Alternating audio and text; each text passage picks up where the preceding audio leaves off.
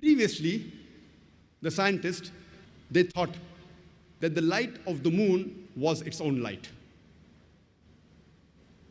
But Quran says in Surah Furqan, chapter number 25, verse number 61, blessed is he, that is Allah subhanahu wa ta'ala, who has made the constellations in the sky and placed therein sun, that is a lamp, having its own light, and moon, having borrowed light.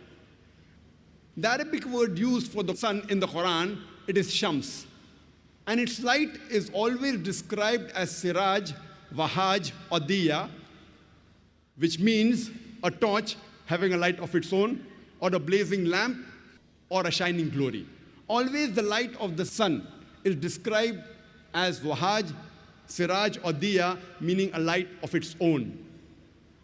The Arabic word for moon is qamar, and its light is described as munir or nur, meaning borrowed light or a reflected light.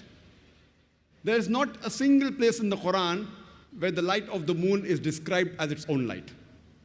And the Arabic word for star is najam, and its light is described as saqib, meaning the light, by the time it reaches the earth, it loses its brightness, like a piercing brightness.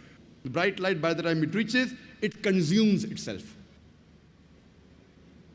And this message, that the sun has its own light, describing as wahaj, siraj, or diya, and the moon having borrowed light, that is munir, or reflection of nur, is mentioned in several places in the Quran, including Surah Yunus, chapter number 10, verse number 5, as well as Surah Nuh, chapter number 71, verse number 15 and 16.